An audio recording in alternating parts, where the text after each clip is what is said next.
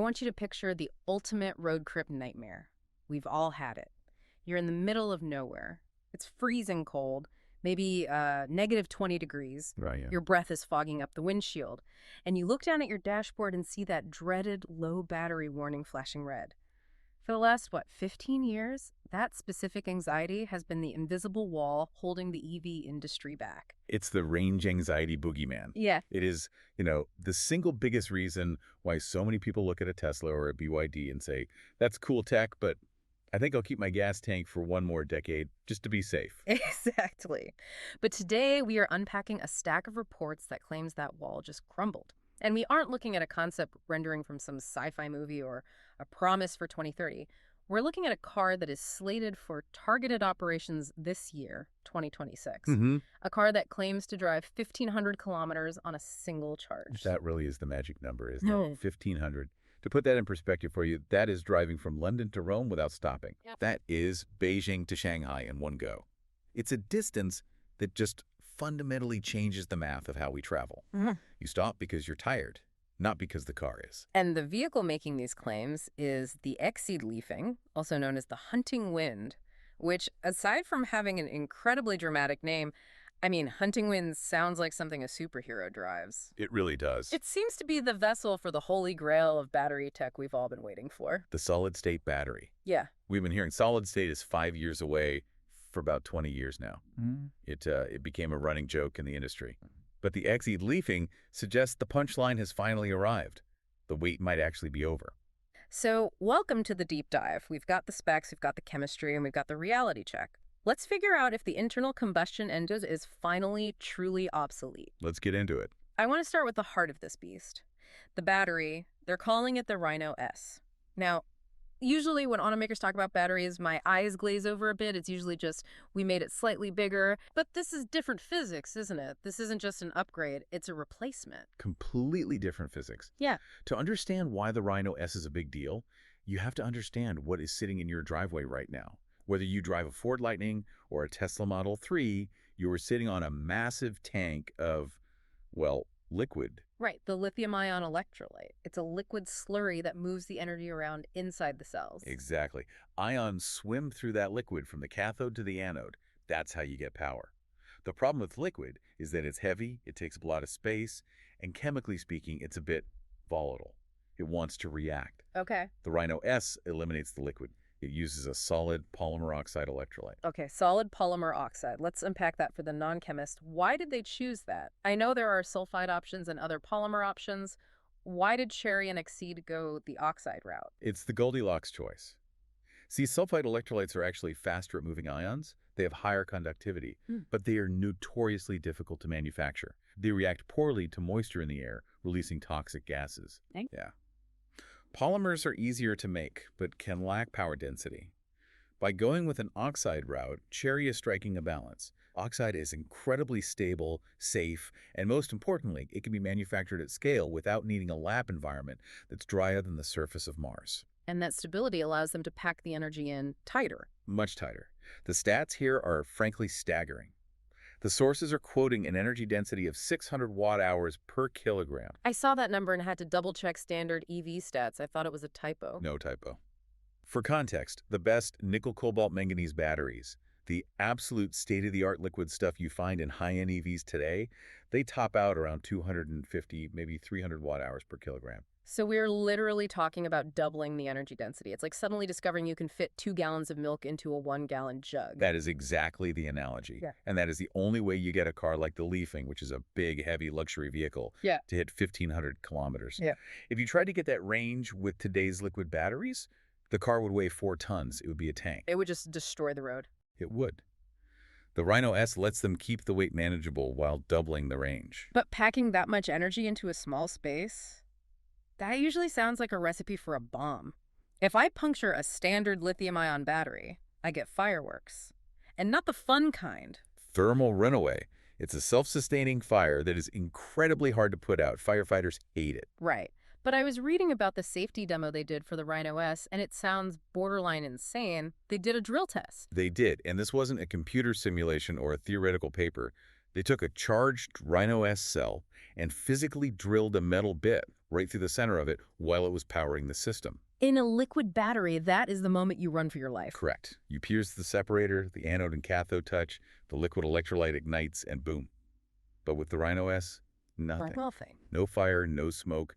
The voltage remains stable. That is wild. It sounds impossible. It's because the solid oxide electrolyte isn't flammable in the same way. It acts as a physical barrier even when damaged. So you aren't just getting double the range. You are effectively removing the fire risk from the equation. That's huge for adoption. I know people who won't park EVs in their garage because they're paranoid about fires. This solves that psychological hurdle completely. But there's another elemental enemy of the EV that we need to talk about, the coal. Ah, yes. The winter gap, the Achilles heel of the electric car. I have a buddy in Chicago, loves his EV in July, hates it in January. He says he loses 30% of his range when the temperature drops. I believe it. Is the Liefeng actually fixing this, or is it just marketing fluff? The science suggests it's very real. Right. See, the reason your buddy loses range is, again, because of that liquid electrolyte. When it gets cold, the liquid becomes viscous. It turns into molasses. Right. The ions have to fight harder to swim through it, which burns more energy just to move the electricity. It's like trying to run through a swimming pool filled with honey versus water. Perfect visualization. But the Rhino S is solid. It doesn't get thick when it gets cold. It's already solid.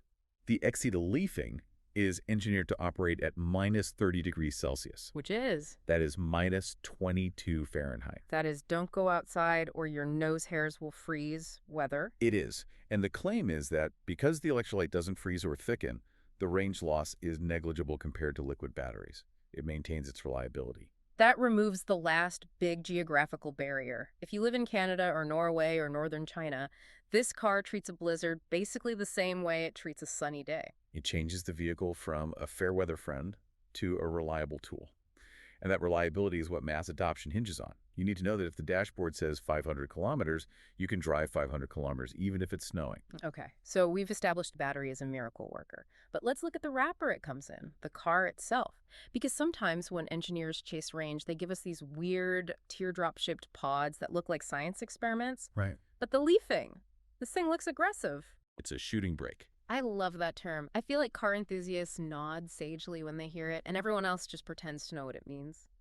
Give us the shooting brake for dummies definition. Think of it as the rebellious child of a sports coupe and a station wagon. You have the long, sleek hood and the low roof line of a two-door sports car. But the roof extends back to a hatchback rear. Okay. So you get the aerodynamics and the sex appeal of a coupe, but you can actually fit luggage or a dog in the back. It's the have your cake and eat it too design. Exactly. And in this case, the design isn't just for looks. It has a drag coefficient of 0.22, which is incredibly slippery. That helps with the range. But don't let the practicality fool you. Underneath, this thing is a monster. I saw the 0 to 100 time under 3 seconds. Sub 3 seconds. That is supercar territory. That puts you next to Ferraris and McLarens at a stoplight. And that's coming from this dual vector motor system. I want to geek out on one number here. 30,000 RPM. The rotor speed. Yeah, this is a fascinating engineering detail. It is. Most EVs top out at, what, 15,000? Maybe 18,000 RPM? Right. To spin an electric motor at 30,000 RPM without it vibrating itself to pieces requires aerospace-level balancing. The centrifugal forces at that speed are trying to rip the magnets right off the rotor. It's incredible. It's incredibly difficult to engineer reliability at that speed. So why do it? What does 30,000 RPM give you? Top speed and sustained power. Usually, EVs have great acceleration off the line, that instant torque, but they run out of breath at high speeds. The torque curve drops off. This motor allows the Liefeng to hit a top speed of 260 kilometers per hour. So it's not just a drag racer, it's an Autobahn cruiser. Precisely. And it's built on an 800-volt architecture. Which matters for charging, right? It matters for charging. You can push juice in much faster, but also matters for efficiency. Higher voltage means you can use lower current to get the same power. Lower current means you can use thinner copper wiring throughout the car. Less weight. Thinner wiring means less weight. It's a virtuous cycle of engineering. It really feels like they threw the entire kitchen sink of automotive technology at this. And we haven't even talked about the handling. This is a 5-meter long car. That's a big vehicle. It should drive like a boat. But it has four-wheel steering. The magic trick for big cars? At low speeds, the rear wheels turn opposite the front. So when you're trying to park this 5-meter beast, it has the turning radius of a compact hatchback. That's crazy. Then at high speeds, they turn in the same direction to stabilize lane changes. It makes the car feel half its size. Yeah. It basically cheats physics. Okay, so it drives like a dream. Now let's sit inside. Yeah. Because the digital cockpit specs read like a high-end gaming PC. We've got Qualcomm, we've got Huawei. What is going on in there? It's a tech lover's paradise, but it's also a bit of a complex ecosystem. The main infotainment is driven by the Qualcomm Snapdragon 8295 chip. That's the industry standard for high-end digital dashboards right now. Okay. But the software running on it is Huawei's Harmony OS. Which implies a very deep integration if you are in that Huawei ecosystem. Your phone and your car are basically the same device. Exactly, it's seamless. But then they add a second brain. The Linksy Smart Cockpit is driven by a separate chip, the AIOS 8397. And this is where it gets sci-fi. This chip is powering a naked eye 3D display. Naked eye 3D, so I don't need goofy glasses. The dashboard just projects holograms at me. Essentially, it uses eye tracking to adjust the image so it looks three-dimensional to the driver. It sounds gimmicky, but for navigation, seeing an arrow actually floating over the lane you need to be in, it can be really intuitive. I could see that. It helps you keep your eyes on the road. And this AIOS chip isn't just for pretty graphics, right? It's doing some heavy lifting on the back end. It is. It's the brain behind the Level 3 autonomous driving. But more importantly, for our earlier discussion, it handles predictive battery monitoring. This was the partnership with Infineon. Yes. With a brand new battery chemistry like the Rhino S, you can't just use standard software. The AI is constantly analyzing the state of the solid-state cells, predicting thermal loads, and managing the power draw to protect the battery. It's basically an onboard scientist ensuring that expensive battery lasts. So we have the car of the future. It's fast, it's safe, it has infinite range, and it has a holographic dashboard. But now I have to be the buzzkill. Here comes the reality check. Can I buy one? If I walk into a dealership tomorrow with a suitcase full of cash, do I drive out in a hunting wind? No, you do not. And looking at the rollout strategy is fascinating because it tells us where the technology actually is versus where the marketing is. Exeed is stating targeted operations in 2026. Targeted operations sounds like a military strike. What does that mean for a car? It means fleets. Premium ride-hailing services, high-end rentals. You will likely sit in the back seat of a Liefeng before you sit in the driver's seat. Why? If the car is this good, why not sell it to the masses immediately? Because it's a beta test. A massive, real-world beta test. Think about it. This is completely new battery chemistry. By putting it into fleets, Chery can monitor 50 cars driving 20 hours a day. Ah, okay. They can rack up millions of kilometers of data in a few months. That makes sense. Yeah. They need to see if the solid electrolyte cracks after 50,000 potholes. They need to see if the winter performance holds up after 500 charge cycles. Exactly. They are validating the manufacturing quality. Making one perfect solid-state battery in a lab is hard. Making 100,000 of them for mass production is production hell, to borrow a phrase from Elon Musk. Right. The warning from the World Power Battery Conference back in 2025 was explicit about this. Cost and consistency are the final hurdles. So 2026 is the year of the fleet. When is the year of the consumer? The timeline suggests mass market production follows in 2027. Once the fleet data validates the tech, they scale up the factories. Okay, one more reality check on that 1,500-kilometer number. You call it the magic number, but is it a real number? It is a standardized number, which is, code for optimistic.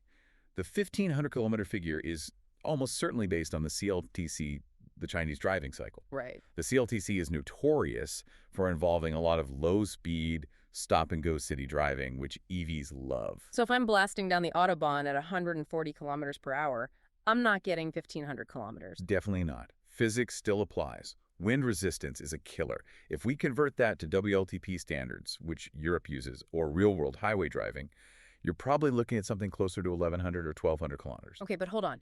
Even if it only does 1,100 kilometers, that is still double a Tesla Model Y long range. Oh, absolutely. We're splitting hairs here. 1,100 kilometers is 12 to 14 hours of highway driving. The bladder is the limiting factor at that point, not the battery. Exactly. You will need a sandwich, a coffee, and a restroom break long before the Liefeng needs a plug.